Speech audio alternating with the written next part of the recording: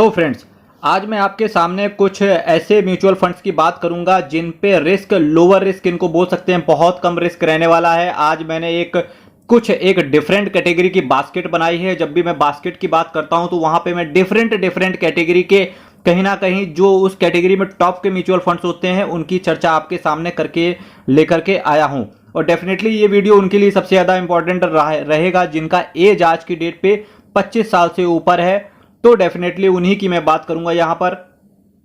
और इसी श्रेणी में मैं आपसे कहना चाहूंगा मेरे मित्रों की होप्स हो कि आप सभी लोग बहुत बढ़िया कर रहे होंगे। मैं बताऊं, मैं भी बहुत अच्छा हूं। इसी के साथ साथ एक चीज और बोलना चाहूंगा मेरे मित्रों, चैनल आप सब्सक्राइब कर लीजिएगा अगर आप चैनल पे पहली बार विजिट कर रहे हैं, और बेल आइकन बटन को साथ में दाब के रख लेना। मेरे मित्रों, पहला जो मैंने म्यूचुअल फंड आपके सामने रखा हुआ है उसका नाम है मेरा asset emerging blue chip fund direct plan growth. क्या बोला मैंने? ध्यान से बोलो, मेरे साथ साथ बोलते जाओ आप सभी लोग, क्योंकि कहीं ना कहीं ये चीजें रटती भी चली जाएंगी आपके दिमाग में, है ना। सीखना बहुत जरूरी है, क्योंकि अगर लड़ना बंद तो सीखना बंद।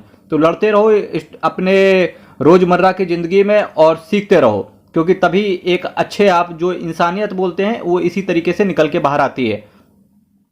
आज मैं आपके सामने जो पहले मैंने म्यूचुअल फंड की बात कर रहा हूं, मेरा asset emerging blue chip fund direct plan growth. देखिए, मैं लार्ज कैप के कैटेगरी के जो म्यूचुअल फंड्स होते हैं जनरली उनमें लोगों से भी कहता हूं और आपसे भी मैं कह रहा हूं कि जनरली लार्ज कैप जो प्योरली लार्ज कैप को डेडिकेटेड होते हैं उन म्यूचुअल फंड्स को अवॉइड करना चाहिए।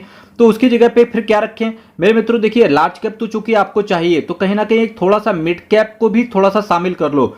और जब लार्ज और मिड कैप का एक कॉम्बो बन जाता है तो उसको मेरा एसेट ने नाम दिया है एमर्जिंग ब्लू चिप फंड। क्या बोला मैंने? लार्ज और मिड कैप का जब एक कॉम्बो बन जाता है तो उसको मेरा एसेट ने नाम दिया है एमर्जिंग ब्लू चिप फंड। तो टोटल इस म्यूचुअल फंड की बात करते हैं तो मेरा asset emerging blue chip fund direct plan growth. अगर मैं इसके ड्यूरेशन की बात करूं, ड्यूरेशन का मतलब है कि ये म्यूचुअल फंड कितने साल दे चुका है। म्यूचुअल फंड के ड्यूरेशन की बात करेंगे तो 10 साल दे चुका है। एनएवी की बात करेंगे 108 रुपए का है। रिटर्न की बात करेंगे तो 21.76% के सीएजीआर के हिसाब से इस म्यूचुअल फंड ने रिटर्न अपने इन्वेस्टर्स को डिलीवर करके दिया है। एक्सपेंस रेशियो की बात करेंगे तो बहुत सधा हुआ ये आपसे एक्सपेंस रेशियो चार्ज करता है, जो कि है 0.63%। दूसरे नंबर पर जो मैंने आपके सामने म्यूचुअल फंड रखा है उसका नाम है आईसीआईसीआई प्रूडेंशियल टेक्नोलॉजी फंड। जी हां, क्या बोला मैंने? ICICI prudential technology fund. ये मैंने आपके सामने एक थीम बेस्ड फंड रख लिया है, और ये जो आईसीआईसीआई प्रूडेंशियल टेक्नोलॉजी है ये कंप्लीटली डेडिकेटेड है। केवल टेक्नोलॉजी से रिलेटेड ही म्यूचुअल फंड्स इस फंड के अंदर आएंगे। इसका इनडेप्थ एनालिसिस जानना हो, मेरी मल्टी बैगर म्यूचुअल फंड्स के नाम से प्लेलिस्ट बनी है, आप उस प्लेलिस्ट को स्क्रॉल करते जाओ।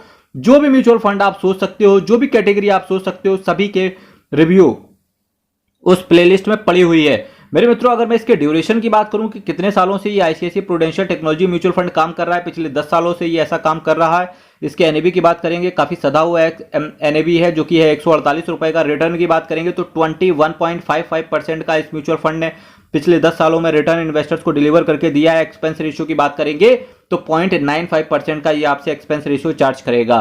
तीसरे नंबर पर जो मैंने देखिए एक कैटेगरी रखी हुई है, इसका नाम है इंडेक्स फंड को रखा हुआ है।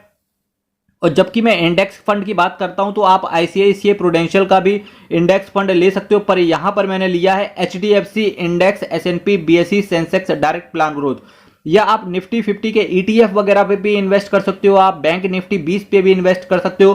पर मैंने जो आज कैटेगरी की बात करी उसका नाम है HDFC index S&P BSE Sensex direct plan growth. इसके मैं ड्यूरेशन की बात करूंगा तो हमारे पास डेटा पिछले 10 सालों का है। इसके एनएवी की बात करेंगे 578 रुपए का है। इसके मैं रिटर्न की बात करूंगा तो 12.91% के सीएजीआर के हिसाब से इस इंडेक्स फंड ने अपने इन्वेस्टर्स को रिटर्न डिलीवर करके दिया है। इसके एक्सपेंस रेशियो की बात करेंगे तो केवल ये आपसे 0.20% का ये आपसे एक्सपेंस रेशियो बात करके ऐसा करके चल रहा है। ऐसा करके क्या कि एक्सपेंस रेशियो ये आपसे केवल 0.20% का चार्ज करके चल रहा है। चौथे नंबर पे जो मैंने और लास्ट जो मैं म्यूचुअल फंड की बात कर रहा हूं, तो चलिए डंका बजा दीजिए। कहते हैं कि क्या कि ढोल बजवा दो इस संसार में और डैश डैश डैश आगे कंप्लीट करना आप। तो मैं चौथे नंबर पे जिस म्यूचुअल फंड की बात कर रहा हूं उसका नाम है Axis small cap mutual fund. क्या बोला मैंने? Axis small cap mutual fund. जी हाँ, स्मॉल कैप कैटेगरी में एसेट मैनेजमेंट कंपनी को जो मैंने रखा है उसका नाम है एक्सिस एसेट मैनेजमेंट कंपनी। एक ट्रस्टवर्दी एसेट मैनेजमेंट कंपनी है। इसका मार्केट कैप भी 1 लाख करोड़ के ऊपर है। इस म्यूचुअल फंड की अगर मैं ड्यूरेशन की बात करूंगा तो पिछले 10 साल ये अपने इन्वेस्टर्स को दे चुका है। इसके एनएवी की बात करेंगे तो केवल 76 रुपए का इसका एनएवी चल रहा है। इसके मैं रिटर्न की बात करूंगा तो 23.90% के CAGR के हिसाब से पिछले 10 सालों में इस म्यूचुअल फंड ने अपने इन्वेस्टर्स को रिटर्न डिलीवर करके दिया। और इसके एक्सपेंस रेशियो की बात करेंगे तो 0.53% का एक्सपेंस रेशियो ये आपसे चार्ज करेगा। मेरे मित्रों, इसी के साथ साथ मैं आपसे विदा लूंगा। कल मैं आपके सामने फिर मिलूंगा, सेम टाइम सेम चैनल। आप अपना ख्याल रखें।